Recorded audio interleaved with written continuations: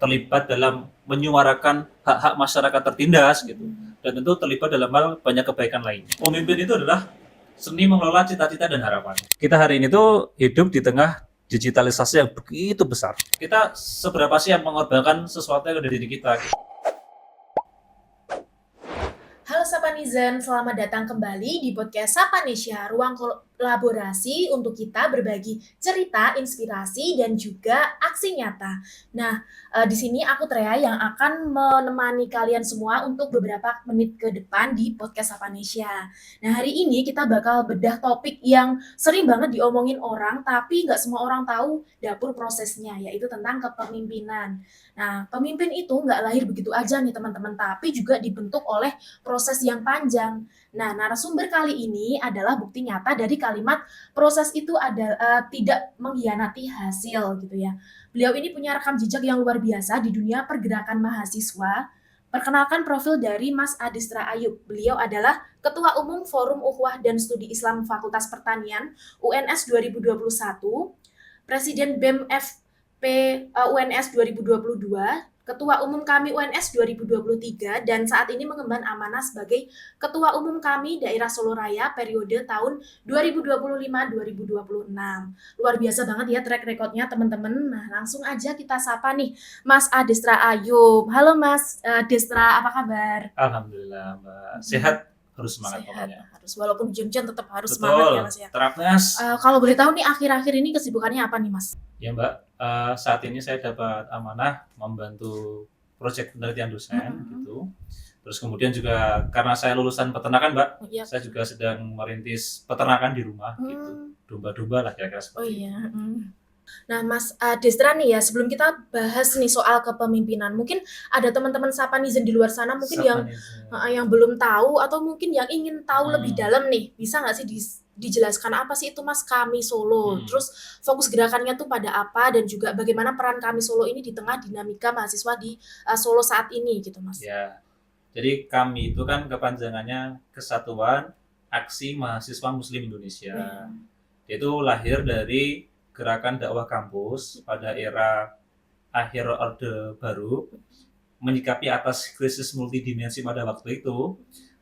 Aktivis-aktivis dakwah kampus itu memiliki, sebagian aktivis dakwah kampus yang memiliki kecenderungan pergerakan dan politik, dia mendeklarasikan namanya kami. Lahirlah pada waktu itu sampai sekarang Kesatuan Aksi Mahasiswa Muslim Indonesia. Nah, cita-citanya itu menjadi seorang muslim negarawan. Jadi seorang yang muslim, punya karakter Islam, punya sakofah keislaman, tapi memiliki kapasitas mengelola sebuah negara melalui disiplin ilmu, melalui ketertarikan pada profesinya masing-masing. Nah, dalam konteks itu, dalam konteks cita-cita ya Mbak ya.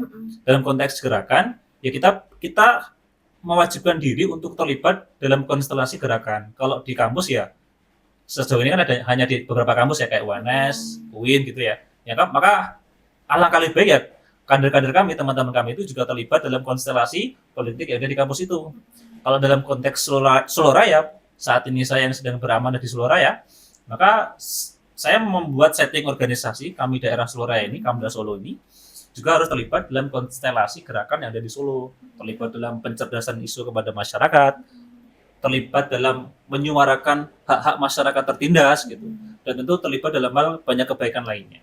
Gitu Mbak. Berarti itu menaungi organisasinya itu menaungi mahasiswa muslim di Solo Raya atau cuma Solo Raya? Karena yang kita naungi itu ya kader-kader kami itu ya, itu kan ada yang dari Univet juga ada, dari UIN juga ada, Poltekkes ada, UNS ada, UMS juga ada. Jadi ya yang kita naungi yang mengikuti kami aja Mbak gitu. Iya. Nah, kalau menilik ke belakang nih ya Mas, ini kan Mas Adistra ini kan dulu ikut juga memimpin di kami UNS, terus ini kan juga lanjut lagi di kami daerah gitu ya, daerah Solo gitu. Nah, kenapa sih memilih berproses di kami Mas? Mungkin apa ada nilai-nilai di sana yang menurut Mas Adistra ini paling membentuk karakter Mas sampai sekarang? Ya, kita tuh kan memutuskan sesuatu karena ketertarikan atau preferensi kita tuh cocok di suatu tempat apa. Mungkin jenengan masuk di Edukarya mungkin cocok dengan nilai-nilai Edukarya gitu kan ya. Atau setidaknya Edukarya itu mewujudkan mungkin cita-cita jenengan gitu ya. Sama halnya saya cocok dengan kami itu karena saya menemukan cita-cita saya itu seolah-olah itu sudah ada dalam rangkaian besar cita-cita kami juga. Pertama itu, secara filosofis kayak gitulah. Terus perjalanan spiritual saya yang pengen punya lingkungan keislaman yang baik, punya karakter yang profesional ya iya, ulet juga iya, tapi tidak lupa dengan nilai keislaman. Wah, saya mendapatkan lingkungan belajar itu di kami. Jadi saya memilih kami. Karena di kami itu diajarkan bagaimana cita-cita besar itu dimulai dari diri sendiri, kemudian membangun keluarga, membangun terlibat di tatanan masyarakat sampai dunia, sampai kemudian mewujudkan Islam itu menjadi nilai-nilai banyak hal yang ada di dunia. Seperti itu, Mbak. Iya, hebat banget ya Mas ya. Nah, Mas Adista, sebelum kita jauh nih ngomongin struktur organisasi. Nah, Iya. sebenarnya apa sih definisi pemimpin ini menurut Mas Adista? Atau mungkin yang butuh jabatan dulu, punya jabatan dulu baru bisa disebut sebagai pemimpin gitu. Menurut saya, Mbak, pemimpin itu adalah seni mengelola cita-cita dan harapan.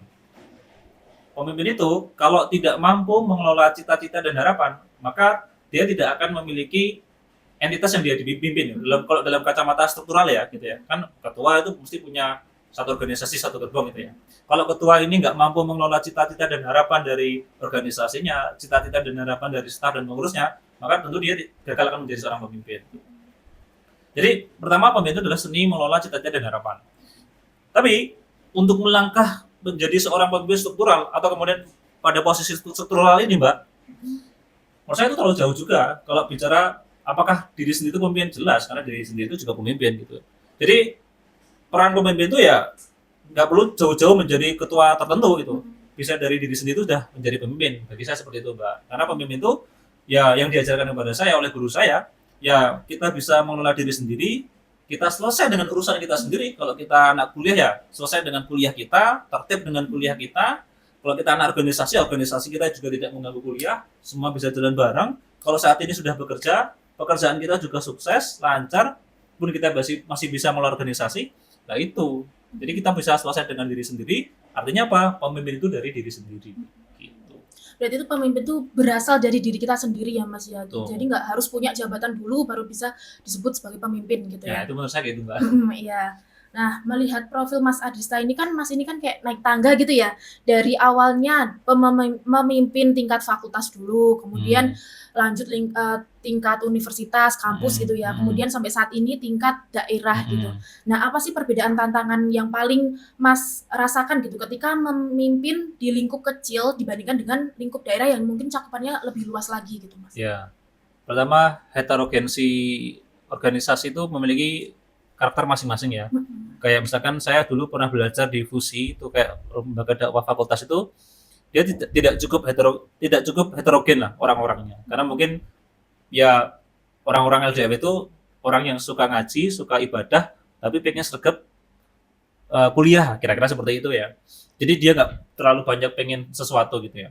Sehingga tantangan terbesarnya adalah bagaimana menyadarkan saya dan teman-teman pada waktu itu bahwa kita tuh nggak cukup semangat ibadah aja, kita tuh juga harus memang benar-benar kuliah, harus benar-benar terlibat dalam banyak hal. Sedangkan kayak misalkan lebih umum lagi misalkan di teman-teman BEM ya, tentu kita akan berhadapan dengan banyak organisasi, banyak struktural kampus gitu yang menurut saya juga punya kepentingan masing-masing gitu ya. Sehingga bagaimana kita tuh bisa mengelola tadi cita-cita dan harapan gitu ya. Sehingga tantangan di level atau di organisasi kayak BEM itu ya lebih ke bagaimana kita ketemu banyak orang yang lebih berbeda, lebih jauh berbeda. Sedangkan di kami sendiri, ini kan tantangannya ada sendiri gitu ya. Kami itu kan harokatu tajnid dan harokatu amal. Jadi organisasi gerakan dan organisasi kaderisasi dan organisasi gerakan. Jadi bagaimana dia bisa mengader dengan cita-cita untuk menjadi pribadi lebih baik, tapi bagaimana dia juga bisa melakukan kerja-kerja organisasi sebagaimana tujuannya gitu. Punya keterlibatan yang baik dalam pengembangan mahasiswa, dalam perjuangan hak mahasiswa, dan tentu dalam hal karakterisasi menjaga moral mahasiswa. Sedangkan daerah, kita tidak boleh pusing dalam hal teknis lagi. Cara berpikir kita harus berpikir berbasis kebijakan gitu. Jika misalkan nih saya sebagai ketua kami Solo gitu, dihadapkan dalam masalah lingkungan sampah di kota Solo, saya harus punya pikiran di sana, ide untuk menyelesaikan dalam hal apa gitu. Jadi cara pandang yang dibangun pun setiap organisasi berbeda-beda. Kalau kami Solo tentu ya berbasis kacamata kebijakan berbasis daerah gitu. Mungkin kayak gitu sih Mbak yang saya rasakan tantangannya. Hmm. Nah ini kan bicara tentang menyikapi sifat orang yang beda-beda tadi ya Mas Iya, ya. Ini kan pasti sebagai ketua kami Solo bahkan juga mengikuti apa pemimpin sebelum organisasi sebelum kami ini kan Mas pasti juga bertemu dengan banyak orang gitu ya. iya, Bertemu dengan banyak orang yang sifatnya dan egonya itu juga beda-beda gitu betul. Mas. Nah, gimana sih Mas cara Mas Adista ini menyatukan visi tersebut? Gimana cara menyatukan orang-orang yang ada di dalam organisasi itu? Iya, ada kaidah yang saya yakini, yang saat ini saya gunakan juga. Eh, bahwa yang pertama adalah perbedaan itu menjadi sunatullah ya, menjadi satu hal yang pasti ada gitu ya. Kita yang ada di ruangan ini pasti beda-beda dari fisik, dari latar belakang pendidikan, latar belakang sosial budaya beda-beda. Dalam hal gerakan pasti juga berbeda-beda. Bahkan dalam satu gerakan pun, gitu, misalnya sama-sama gerakan Islam, gerakan mahasiswa, orang-orang itu pun beda-beda. Jadi itu hal yang pasti, tidak bisa terelakkan. Yang kedua adalah jika kita fokus pada perbedaan, tentu kita energinya akan habis. Perbedaan itu adalah hal yang kecil daripada persamaan yang besar. Jadi daripada bedanya, persamaan itu lebih banyak, lebih dominan. Jadi kita fokus pada hal-hal yang bersifat dasar, fundamental, yang sama, yang menjadi cita-cita bersama lah gitu ya. Taruhlah misalkan dalam hal gerakan mahasiswa gitu ya. Daripada kita hmm, jatuh pada perseteruan ideologi ya, ideologi kanan kiri kah ataupun lain sebagainya gitu. Kita fokus aja kepada isu-isu yang saat ini mendera masyarakat, misalkan bagaimana lingkungan itu tetap berjalan secara seimbang gitu. Bagaimana harga-harga kebutuhan pokok ini bisa tetap terbeli oleh masyarakat secara umum. Bagaimana akses pendidikan itu tetap berjalan gitu. Fokus kita, energi kita mending mengawali isu seperti itu daripada kita fokus pada perbedaan. Karena itu lebih banyak samanya. Hmm. Gitu, Mbak. Nah, itu tadi kan tantangan tentang personality gitu ya, Mas. Iya. Nah, ini tantangan tersulit memimpin organisasi mahasiswa di era digital ini, Mas, yang serba cepat ini. Ini tantangannya ada nggak sih, Mas? Oh jelas. Jelas ada Jelas ya. ada, Mbak. Kalau kita baca buku ya, Mbak, di banyak sejarah gerakan mahasiswa gitu ya, atau gerakan pemuda itu, maka akan dihiasi dengan bau-bau idealisme, bau-bau heroisme lah, atau perjuangan lah, kira-kira seperti itu. Sedangkan itu cukup sulit untuk kita temukan hari ini gitu. Kalau jenengan bisa merasakan ya. Kenapa? Karena ini ini mungkin semua bisa merasakan, terutama kita Gen Z ya, Sapanizen, apa tadi gimana? Sapanizen. Sapanizen Iya, ya. Mungkin Sapanizen juga banyak Gen Z juga ya. Kita hari ini tuh hidup di tengah digitalisasi yang begitu besar, begitu deras. Dan tren itu begitu cepat. Dan ada fenomena yang menurut saya itu cukup membuat cara berpikir Gen Z itu berbeda daripada generasi sebelumnya atau periode sebelumnya. Contoh begini, Mbak. Kita nonton TikTok, nonton Instagram, ada konten-konten baru semester 5 sudah punya sekian puluh juta gitu, atau baru lulus sudah fresh graduate sudah punya rumah gitu, atau kemudian pasangan pasutri muda sudah punya rumah dan sebagainya. Jadi ada semacam euforia, lomba-lomba sedini mungkin punya achievement sesuatu gitu ya. Sehingga ini menjadi satu tren yang terjadi pada Gen Z juga gitu. Kayak daripada aku repot menghabiskan energiku di organisasi yang mungkin tidak begitu jelas gitu ya, terukur manfaatnya apa, mending aku ngejar cita-cita yang berlebih bersifat materi, lebih terukur gitu ya. Menurut saya dengan arus digitalisasi itu tantangan organisasi itu kayak gitu. Bagaimana bisa menjawab organisasi itu masih dibutuhkan, organisasi itu masih relevan, masih bisa memberikan impact yang terukur gitu ya. Karena saya akui juga, saya tadi Mbak juga sudah menceritakan saya memimpin 4 organisasi yang berbeda dan memang saya cukup bisa berani nih berbicara organisasi di sini dan saya akui juga banyak organisasi yang jatuh pada dogma-dogma yang nggak jelas saja gitu sehingga mungkin narasi-narasi sosial media organisasi itu mungkin tidak memberikan manfaat bisa jadi benar juga. Tapi apakah hanya seperti itu? Salah bagi saya gitu. Nah itu tantangan organisasi gitu. Digital itu kayak gitu Mbak gitu. Kita tuh harus memang benar-benar mewujudkan ini punya manfaat di era digital yang seperti ini membuat paradigma pandangan Gen Z itu berbeda daripada periode-periode sebelumnya, generasi sebelumnya. Nah, balik lagi nih Mas ke kami tadi ya. Di bawah kepemimpinan Mas Adista nih, mungkin apa sih isu sosial atau masalah di Kota Solo nih yang saat ini jadi fokus utama untuk dikawal teman-teman kami? Gitu. Ya, semenjak saya dilantik atau terpilih itu, saya bercerita kepada teman-teman kami gitu. Kita harus sadar betul bahwa evaluasi anak-anak kami itu apa sih.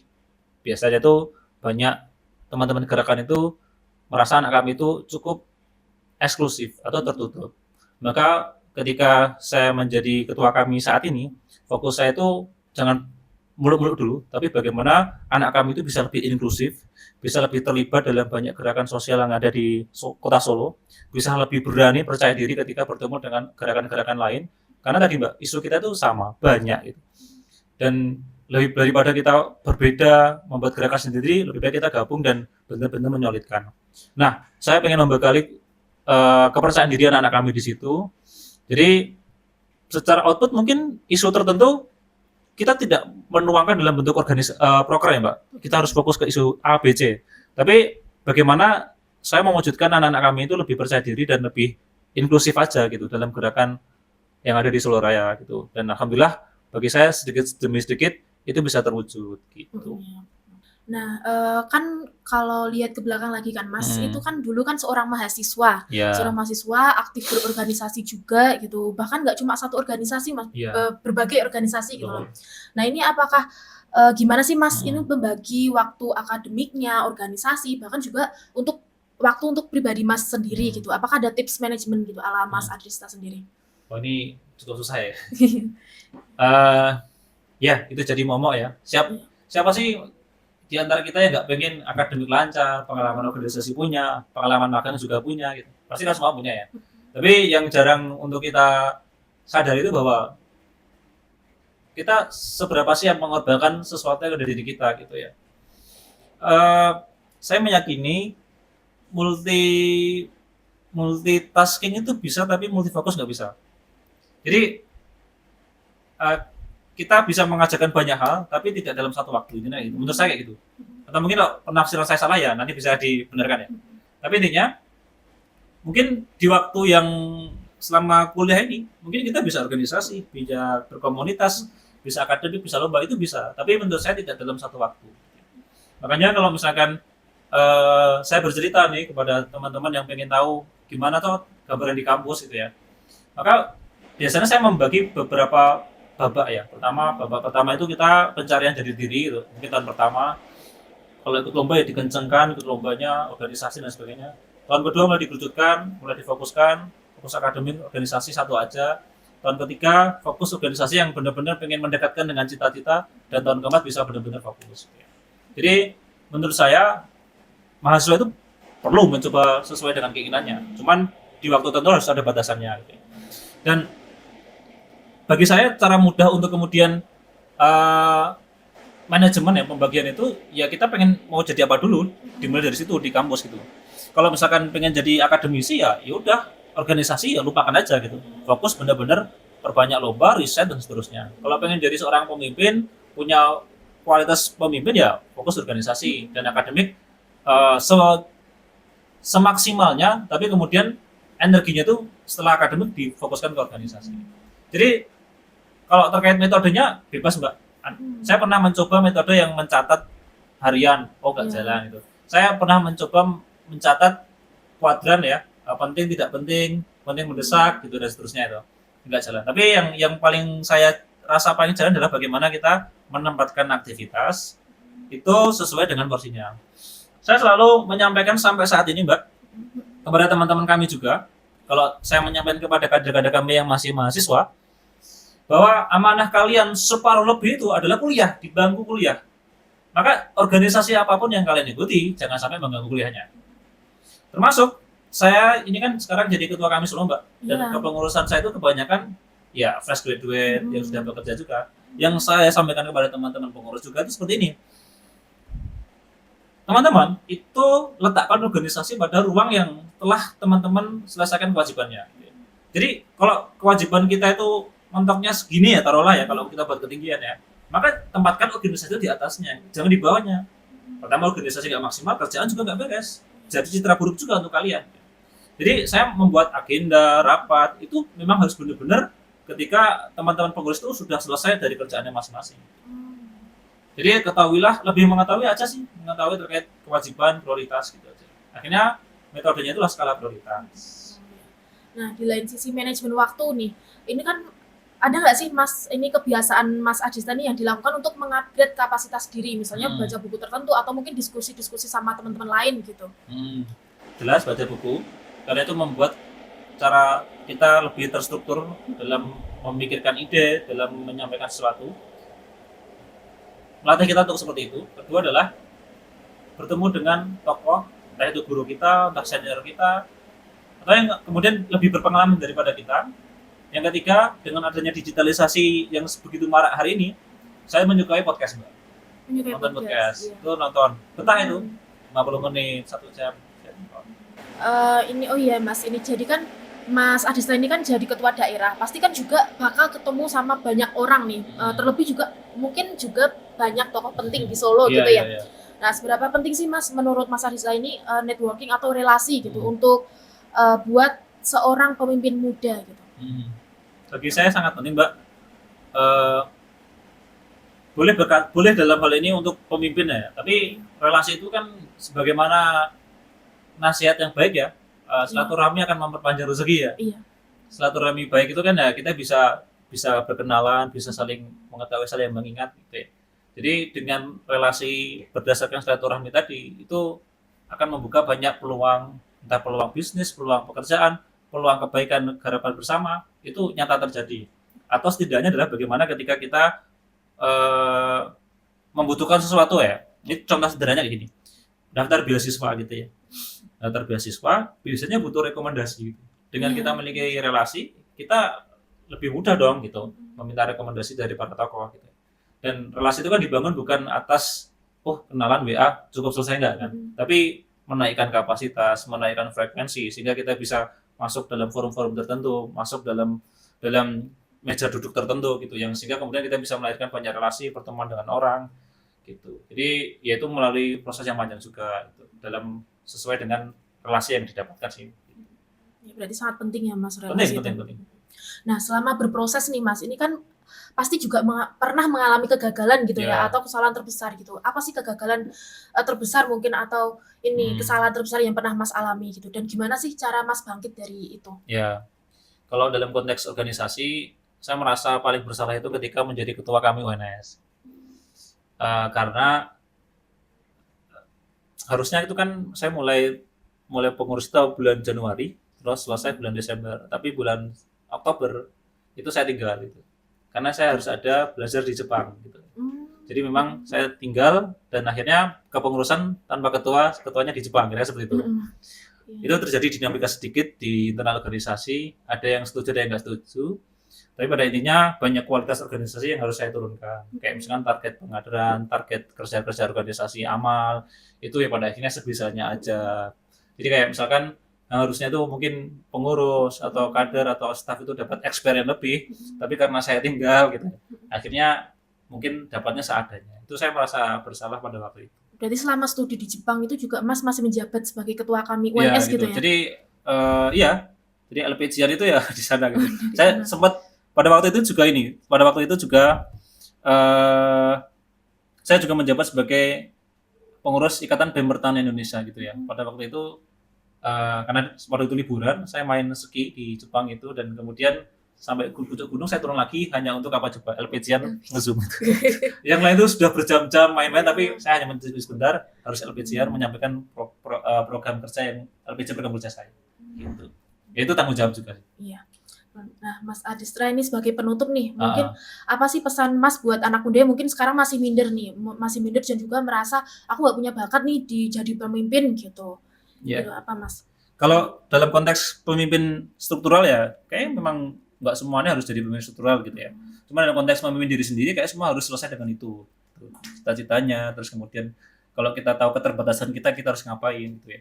Jadi kayak nggak ada deh orang-orang yang benar-benar apa namanya mendapatkan sesuatu tanpa sebuah proses gitu ya. Jadi ya kalau saat ini kita sedang ada banyak keterbatasan ya ya kita harus tahu lah harus harus dari mana gitu. Mhm, Nah, cara untuk mengetahui itu bagi saya adalah kita belajar, ketemu orang lebih senior, ketemu guru, mhm, baca buku. Itu kan kita tahu kan selisih kekurangan kita itu di mana. Jadi menurut saya ya pesan untuk diri saya dan teman-teman itu ya kayak daripada kita apa namanya, merasa telat belajar, tapi bagaimana kita memastikan siapa yang bisa finish sampai akhir. Keren Gitu. banget. Wah, luar biasa banget ya Sobat Netizen, dari perjalanan Mas Adisra ini kita Enggak sih, Mbak. belajar bahkan bahwa kepemimpinan itu adalah estafet perjuangan dan pembelajaran Betul. yang nggak ada habisnya gitu ya. Ternyata jadi pemimpin itu juga bukan soal gagah-gagahan di depan podium, tapi juga soal seberapa kuat kita ditempa di balik layar gitu ya. Dan seberapa besar manfaat kita yang bisa kita berikan ke orang-orang banyak gitu. Oh iya, buat teman-teman Sapa Netizen ini yang penasaran dan pengen tahu lebih banyak soal kesehariannya Mas Adistra, atau mungkin juga ini apa, pengen banget dapat asupan konten-konten leadership gitu ya. Kalian bisa banget cek Instagram beliau di @adistra_ayub ya. Terima kasih Mas Adistra Ayub atas waktunya. Ya. Sukses selalu untuk amanahnya di Kami Solo Siap, Raya, siap, Mas. siap. Terima kasih juga atas kesempatannya. Iya. Kesimpulannya teman-teman, setiap kita adalah pemimpin, minimal untuk diri kita sendiri begitu ya. Sampai jumpa di episode Sapa Indonesia berikutnya. Saya Tria pamit undur diri. Salam inspirasi.